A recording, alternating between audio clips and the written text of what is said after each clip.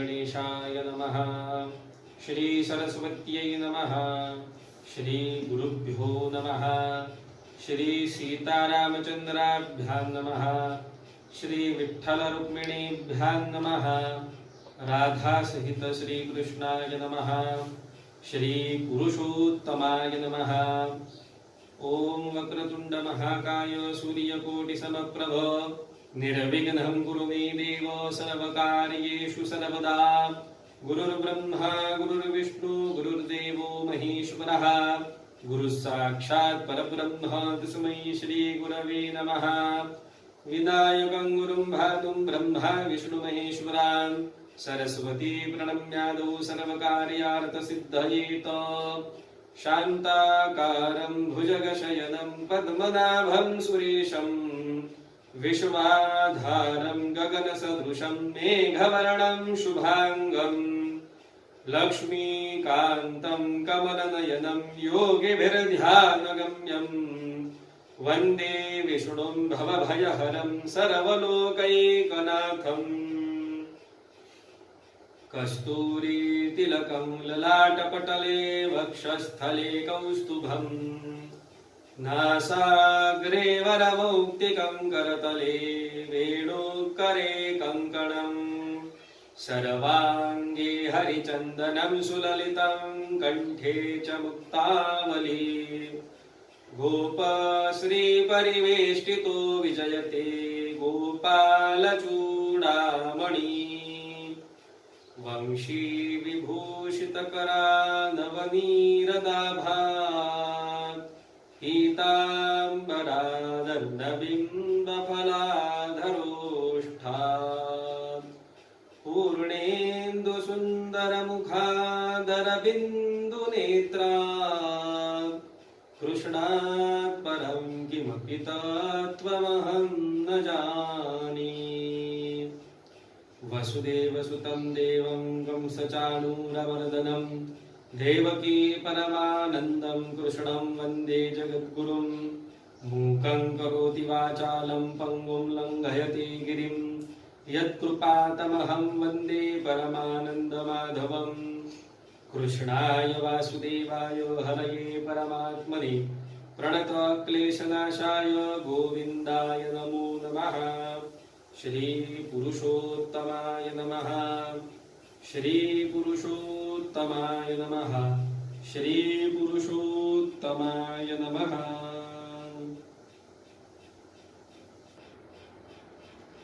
नमस्कार मंडळी, कालच्या दिवशी आपण बघितलेला आहे की मलमास हा महाविष्णूंसोबत श्रीकृष्णाकडे पोहोचलेला आहे आणि श्रीकृष्णांनी भगवान महाविष्णूचं आणि तसंच मलमासाचं देखील यथायोग्य सन्मान सत्कार केलेला आहे आणि त्यांचा स्वागत केलेलं आहे। आता भगवान महाविष्णू श्रीकृष्णांनी दिलेल्या आसनावरती बसलेले आहेत। त्यांच्या पाठीमागे मलमास हा हात जोडून उभा आहे आणि आता इथून पुढची कथा आपण या तिसऱ्या अध्यायामध्ये बघणार आहोत। तर चला आरंभ करूया अधिक मास महात्म्य या महाग्रंथातील तिसऱ्या अध्यायाला। श्री गणेशाय नमः। पूर्वाध्याये वृत्तांत विशेषो मलमासा सहित रमेश गोलोकी जाऊनी पुरुषोत्तमास बंधुवनी तेथे बैसला।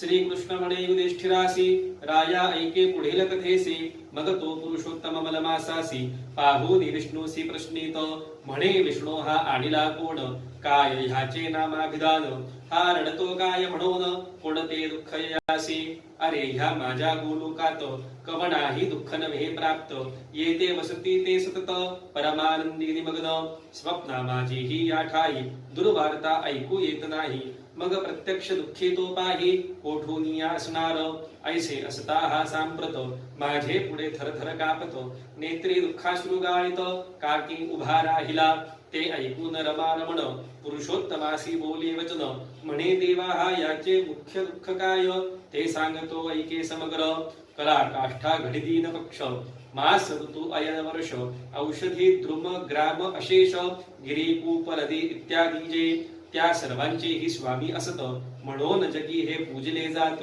तेणे गर्वे ते सतत यासी निंदित ऐसे के हा अधिक मास अतिहीन सकळ विश्वा माझी मळीन यात नाही रवी संक्रमण म्हणून निंद्य सर्वांशी यासी कोणीही स्वामी नाही हा अयोग्य शुभ कर्माविषयी स्नान दान जप यात्रादिकही ह्यात काही करू नये विगत ध्वा नारी अनाथ तियेसी न घेत शुभ कार्यात अशुभ म्हणून व्यवहारात मुख न पाहती तियेचे तेवीच आहे याची स्थिती हा मलमास निषिद्ध अति ऐसे गर्वे बोलते आणि निर्भत्सिती सर्व काळ तये दुःखाग्नीने त्रासला म्हणून मनाया उद्युक्त झाला तो अन्यजनी कथिले याला शरण जावे विष्णूसी तेव्हा हा वैकुंठी धावतो शरण आला मजप्रत वारंवार कापत रडत दुःख समस्त सांगितले तेणे दया आली जणी परी हे दुःख तुझ वाचूनी कदा न निवटे कोणाचेनी हे मी मनी जाणत आहे आणि मी तुझा आश्रित म्हणून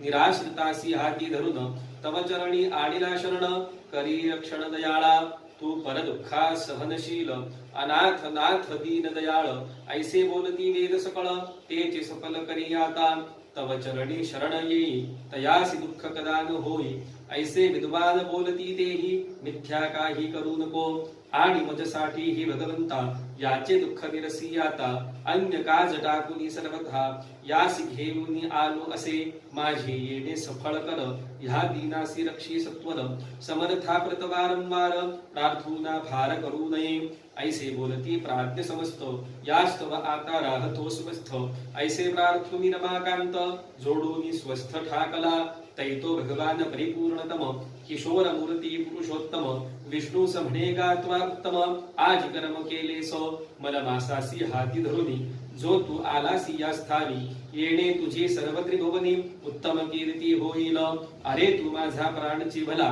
तुझा जयाचा स्वीकार केला तो म्याची स्वये स्वीकारिला ह्यात संशय नाहीच तरी आता ह्या मलमासास सर्व परी करीतो विशेष जैसा मी साक्षात परेश तैसाची करीतो पाहे पा कीर्ती दया शांती औदार्य पराक्रम बुद्धी तुष्टी धैर्य ज्ञान वैराग्य कांती ऐश्वर्य इत्यादी नाना मद्गुण जे तैमी जैसा पुरुषोत्तम लोक प्रख्यात आहे उत्तम तैसाची हाही प्रसिद्ध परम मासोत्तम होईल मज माझी जे गुण वसत ते सर्व यास दिले असत आणि पुरुषोत्तम ऐसे वेदांत मन्नाम विख्यात आहे जे तेही स्तव संतोषा करिता यासिन्या अर्पिले रमाकांता आणि मीच या मासाचा आता स्वामी सर्वथा झालो असे ह्याच्या नामे विश्व संपूर्ण पवित्र होईल पै जाण हा मम सादृश्य पाहून मासाधिप होईल आणि हा सर्व विश्वा लागुनी सुपूज्य वंद्य ऐसा होऊनी सर्व पूजक जनांचे तत्क्षणी दुःख दारिद्र्य हरिल चैत्राधिक मास ते समस्त केवळ सकामची आहे तो तयांच्या व्रते मोक्ष प्राप्त कदापि नव्हे कोणासी पर्या मलमासासी आता निष्कामची करुनी तत्वता सर्व लोकांसी मोक्षदाता मत्तुल्यम्या केला असे सकाम किंवा निष्काम ऐसा जो पूजिल ह्या अधिक मासा तो कर्माचे सहसा जाळूनी भस्म करील मृत्यू रोगा माझी सतत सौभाग्य भोगुनी यथेच्छित अंती गोलोकी मजप्रत येईल जाण निश्चये जयासाठी महापुरुष निरंतर करीती सायास ब्रह्मचर्य व्रत संन्यास बळे विशेष आचरती एक करीती पंचाग्नी साधन कित्येक राहती निरशन एकासी फलपत्र भक्षण एक वायूच भक्षिती एक करीती धूम्रपान एक जिंकती इंद्रियगण एक वर्जिती क्रोधा लागून एक साहती शीतातपा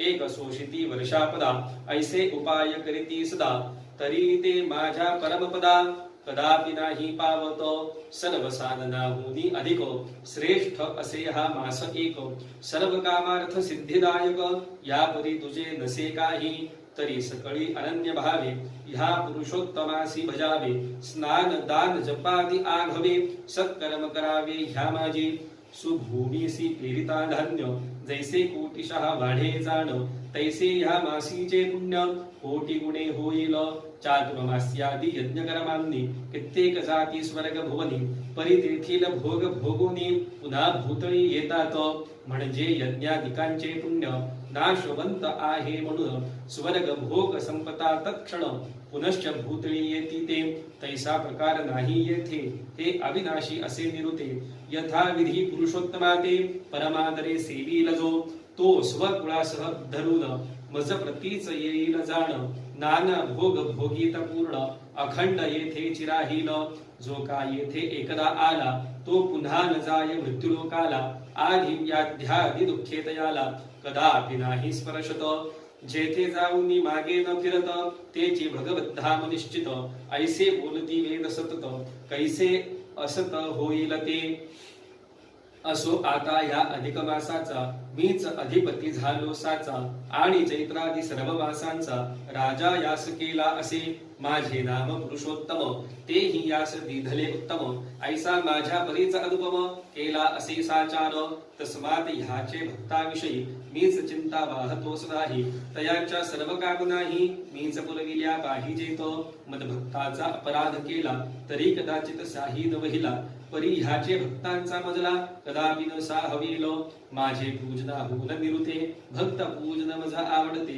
पुत्रापेक्षे पौत्रावरते प्रेम असते अत्यंत मदभक्त कामना कराया पूर्ण कदाचित वेळ लावीन परी पुरुषोत्तम भक्तांचे तत्क्षण मनोरथ पूर्ण करीन मी जे महामूर्ख मानव देही पुरुषोत्तम मासा ठाई स्नान दान जपादी काही सत्कर्मे नाही करणार ते महादुष्ट दुर्भागी आणि परभाग्योपजीवी होऊनी आधी व्याध्याती दुःखा लागूनी रात्रंदिनी भोगितील स्वप्ना माझी ही दयासो कदा न मिळेल सुखलेश शशशृंगा परिविशेष अलभ्य होईल सर्वदा हा अधिक मास मम प्रिय कर ह्याचा करतील तिरस्कार तयासी नाना यातना घोर होतील जाण निर्धारे जे का प्रति तृतीय वर्षी पावोनी या अधिक मासासी नाचरतील धर्म कर्मासी किंवा मनासी नाणीतील ते देहांतवरी प्रपंचात महादुःखे भोगितील सत्त आणि शेवटी कुंभी पाकात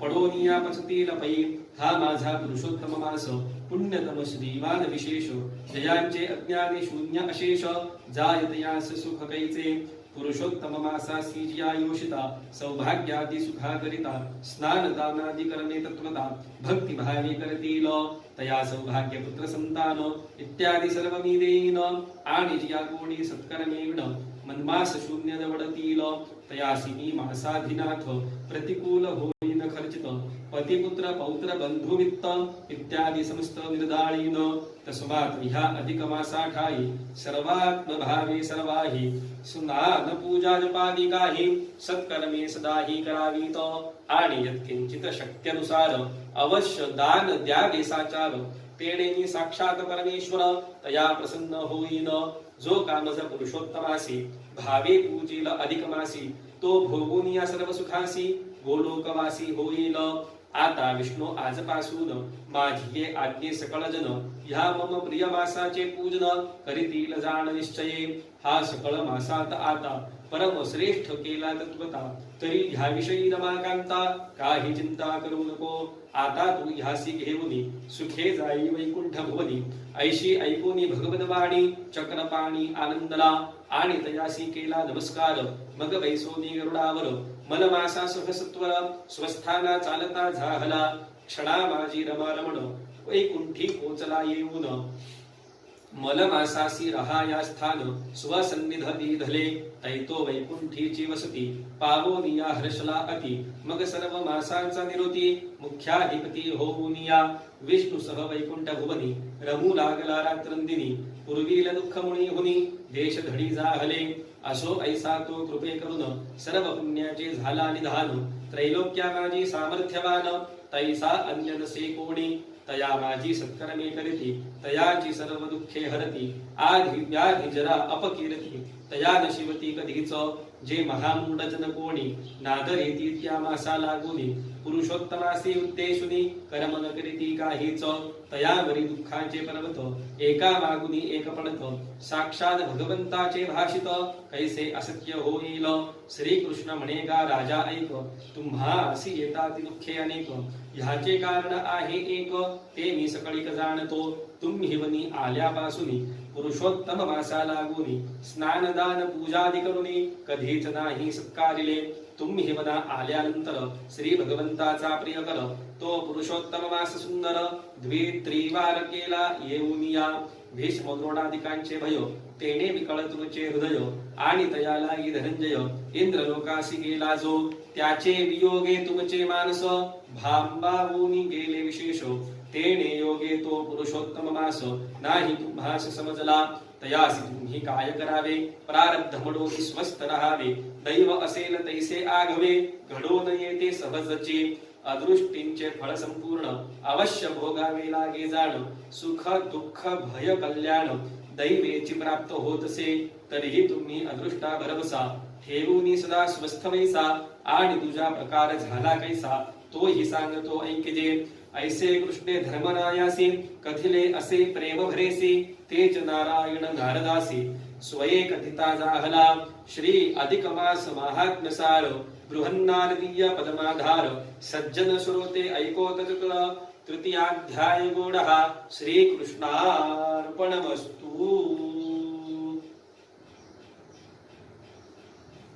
अशा तऱ्हेने आपण तिसऱ्या अध्यायाचं पठण पूर्ण केलेलं आहे।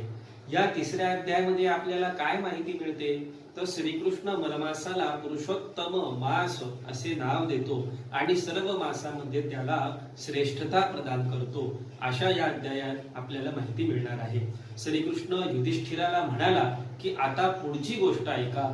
श्रीकृष्णाने विष्णूला विचारले होते की हा कोण आहे, याचं नाव काय आहे, तो का रडतोय, त्याला कोणती दुःखे आहे, या गोलोकात कोणीही दुःखी नसतो, असे असताना हा येथे का रडतो आहे, गोलोक कसा आहे तर सर्व सुख संपन्न असा आहे, कारण गो ब्राह्मण प्रतिपालक असं श्रीकृष्णाचं एक नाव आपल्याला माहिती आहे। त्यांना गायी आणि ब्राह्मणांबद्दल विशेष प्रेम असते आणि म्हणून या गोलोकामध्ये कधीही कोणीही दुःखी असत नाही, कारण श्रीकृष्ण म्हणजे आनंद, श्रीकृष्ण म्हणजे समाधान, श्रीकृष्ण म्हणजे शांतता आणि अशा तऱ्हेने ह्या संपूर्ण सुखी गोलोकामध्ये कोणीही दुःखी नाही। मग हा असा दुःखी काय आहे, मग त्यावरती विष्णू श्रीकृष्णांना काय सांगताय की हा अधिक मास आहे, याला फार मोठे दुःख आहे। काळाच्या सर्व भागांना, पक्षांना, महिन्यांना, ऋतूंना आदी सर्वांना, तसेच जलाशयांना, वृक्षांना, नगरांना, डोंगरांना अधिष्ठाते देव असतात। म्हणजे प्रत्येक वस्तूला कोणी ना कोणीतरी अधिष्ठात्री देवता आहे, परंतु ह्या 13व्या महिन्याला कोणीही स्वामी नाही, त्यामुळे लोक याची अवहेलना करतात, शुभ कार्याला याला वर्ज करतात। रवीची गती या महिन्यामध्ये मोजली जात नाही, म्हणजे रवी संक्रमण या महिन्यामध्ये येत नाही, म्हणून हा मलमास व्यक्ती स्वरूपात माझ्या पुढे आलेला आणि आत्महत्या करतो असा म्हणाला। त्यावेळेला मी त्याला सांगितले की तू माझ्या बरोबर भगवान श्रीकृष्णांकडे चला, तेच एक आहे जे तुझं दुःख दूर करू शकतात आणि म्हणून मी याला आता तुझ्याजवळ घेऊन आलेलो आहे, तेव्हा तूच याचे दुःख दूर करावे असे भगवान महाविष्णू श्रीकृष्णाला म्हणालेले आहे। आणि मग श्रीकृष्ण काय म्हणताय की हे भगवान महाविष्णू, तू याला येथे घेऊन आलास हे फार छान केलेले आहे, तू त्यामुळे तुझी फार कीर्ती होणार आहे, मी याचा आजच उद्धार करणार आहे। आणि तो कसा, तर मग श्रीकृष्णांनी काय केलंय की त्यांचं जे पुरुषोत्तम नाम आहे ते पुरुषोत्तम नाम ह्या अधिक मासाला दिलेले आहे आणि त्यामुळे आजपासून याला अधिक मास म्हणजे पुरुषोत्तम मास अशा नावाने याची ओळख होणार आहे। आणि मी ज्या ज्या गुणांनी संपन्न आहे, म्हणजे भगवान श्रीकृष्ण ज्या ज्या गुणांनी संपन्न आहे ते सर्व गुण देखील या पुरुषोत्तम मासाला म्हणजे अधिक मासाला त्यांनी दिलेले आहे। आणि त्याचमुळे या महिन्याचा स्वामी कोण असेल तर तो मीच असेल, म्हणजे भगवान श्रीकृष्ण म्हणताय की मीच या अधिक महिन्याचा स्वामी असणार आहे। त्यामुळे सर्व महिन्यांमध्ये हा महिना अतिशय श्रेष्ठ असा ठरणार आहे। माझे पुरुषोत्तम नाम याला मी देणार आहे। चैत्रादी मासांमध्ये ज्या काही उपासना केल्या जातात, म्हणजे अधिक मास सोडून इतर महिन्यांमध्ये ज्या कुठल्या उपासना, अनुष्ठान, व्रत वगैरे आपण आचरण करतो ते कामिक असतात. म्हणजे कुठली तरी मनात इच्छा ठेवून आपण ती इच्छा पूर्ण व्हावी यासाठी म्हणून हे सर्व आपण करत असतो. परंतु पुरुषोत्तम मासामध्ये जे काही व्रत अनुष्ठान केले जाणार आहे, जी काही उपासना केली जाणार आहे ती निष्काम स्वरूपाची असणार आहे.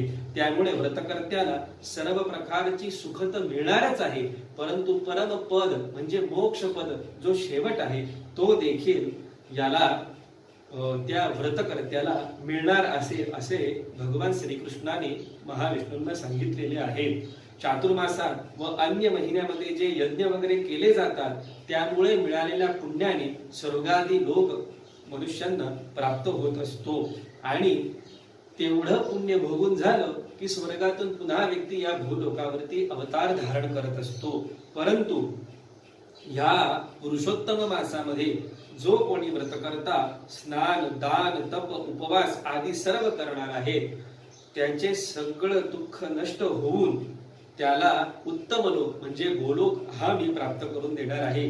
ज्या स्त्रिया या मासामध्ये पुण्यकर्म करतील त्यांना सौभाग्य, पुत्र संतती, अनुकूलता इत्यादी सर्व सुख मी प्राप्त करून देणार आहे. म्हणून मी असा नियम करतो की या पुरुषोत्तम मासामध्ये यथाशक्ती पूजा, जप, दान इत्यादी पुण्यकर्म अवश्य करावी.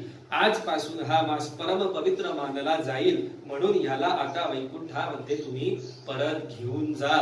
अशा तऱ्हेने श्रीकृष्णांनी भगवान महाविष्णूंना सांगितलंय आणि अधिक मासाचा उद्धार त्यांनी केलेला आहे. आणि मग विष्णू मलमासासह वैकुंठात परत गेलेले आहे. आणि मग युधिष्ठिराजवळ जेव्हा श्रीकृष्ण बसून या कथा त्यांना सांगताय तर तेव्हा श्रीकृष्ण काय म्हणालाय की हे धर्मराजा युधिष्ठिरा, तुम्हाला ही जी अनेक प्रकारची दुःख येत आहेत, अनेक प्रकारचे कष्ट तुम्हाला भोगावे लागत आहे, त्याचं कारण मी जाणतो, मला हे माहिती आहे. त्याचं कारण असं आहे की तुम्ही जेव्हा वनवासाला आरंभ केला आणि या वनामध्ये येऊन तुम्ही राहिले तेव्हा 2 ते 3 वेळेला अधिक मास येऊन गेलेला आहे. परंतु तुमच्याकडनं अज्ञानाने कुठल्याही प्रकारची पूजा, दान वगैरे काहीच कार्य केले गेलेले नाही. तुम्हाला कौरवांचे भय वाटत होते, भीष्म व द्रोण या महापुरुषांचे तुम्हाला भय वाटत होते, म्हणून तुमच्याकडनं अधिक मासात काहीही केलं गेलेलं नाही. तसंच अर्जुन इंद्रलोकामध्ये गेल्यामुळे त्याच्या वियोगाने देखील तुमचं मन कसं झालं होतं तर बेचैन झालेलं होतं. यामुळे कदाचित तुम्हाला अधिक मास येऊन गेला तरी त्याबद्दल काहीही कळले नाही. आता याला इलाज मात्र नाही, परंतु पुढे काहीच दिवसामध्ये अधिक मास येणार आहे, तेव्हा मात्र मी सांगेल त्या पद्धतीने तुम्ही अधिक मासाचं व्रत आचरण करायचं आहे. म्हणजे तुमचे सर्व दुःख कष्ट नाश पावतील आणि परमसुख तुम्ही प्राप्त करून घेणार आहे. तसंच अजून ह्या व्रतासंदर्भात, या अधिक मासासंदर्भात ज्या काही अन्य गोष्टी आहेत त्या मी तुम्हाला सांगणार आहे. असंच नारायण ऋषी देखील नारदांना म्हणाले, असंच श्रीकृष्ण युधिष्ठिराला म्हणाले आणि असंच सुत ऋषी शौनकादी ऋषी मुनींना म्हणाले आहेत. त्यामुळे इथून पुढची कथा आपण पुढच्या अध्यायामध्ये बघणार आहोत. आजचं दान विशेष काय आहे, व्रत विशेष काय आहे हे आपण आता जाणून घेणार आहोत. रोज 1 महिनाभर ह्या अधिक मासामध्ये, पुरुषोत्तम मासामध्ये रोज फक्त एकच धान्य शिजवून खायचंय. कुठलंही एकच धान्य निवडायचे मंडळी. जसं ताक भात असेल, दूध असेल, साखर गहू असेल, साबुदाणा खीर असेल, अशा तऱ्हेचं एकच धान्य आपण निवडायचं आहे आणि त्याचंच भक्षण महिनाभर आपण करायचं आहे. आणि असं झाल्यानंतर जेव्हा मास समाप्ती होईल, आपलं व्रताचं उद्यापन होईल, त्यावेळेला एका दाम्पत्याला म्हणजे नवरा बायको अशा जोडीला आपण जेवायला बोलवायचं आहे. त्यांचा यथायोग्य स्वागत सत्कार करायचा आहे. त्यानंतर त्यांना यथेच्छ भोजन आपण द्यायचं आहे, दक्षिणा द्यायची आहे. आणि ज्या धान्याचं भक्षण आपण महिनाभर केलेलं आहे त्याच दानाचं कमीत कमी 1.25 किलो तरी आपण दान करायचं आहे. आणि असं दान केल्याने मंडळी तुमचं संपूर्ण पाप जे आजपर्यंत संचित असेल त्या सर्वांचा नाश होणार आहे आणि इथून पुढे मात्र तुम्हाला संपूर्ण पुण्याची प्राप्ती होणार आहे. या दानाचं असं काय विशेष महत्व आहे तर हे शास्त्रामध्ये आपल्याला समजतं. काय तर ध्यानम परम कृतयोगे, त्रेतायां ज्ञानमुच्यते द्वापरे यज्ञमेवाहुः दानमेव कलो युगे. म्हणजे त्रेतायुगामध्ये कृतयुगामध्ये ध्यान हे विशेष सांगितलं गेलेलं आहे. तसंच त्रेतायुगामध्ये ज्ञानाचं महत्व सांगितलं गेलेलं आहे. द्वापर युगामध्ये यज्ञ यागाती कर्माचं महत्व सांगितलं गेलेलं आहे. आणि ह्या कलियुगामध्ये विशेष करून दानाचं महत्व आहे. त्यामुळे जेवढं जास्त दान आपणास करता येईल या अधिक मासामध्ये, पुरुषोत्तम मासामध्ये आपण दान देण्याचा प्रयत्न करायचा आहे. नियम फक्त एकच की व्यक्ती ही सत्पात्री असावी. ज्याला या दानाची खरंच गरज आहे अशाच व्यक्तीला हे दान आपण केलं जावं. अशा तऱ्हेने मंडळी आज आपण ह्या 3ऱ्या अध्यायाचं पारायण पूर्ण केलं. व्रताचं काय महत्व आहे ते बघितलं. आजच्या दानाचं विशेष महत्व काय आहे ते बघितलं. तेव्हा पुन्हा उद्या आपण 4थ्या अध्यायाचं पारायण करणार आहोत आणि उद्याचं काय विशेष महात्म्य आहे हे आपण बघणार आहोत. तेव्हा नमस्कार.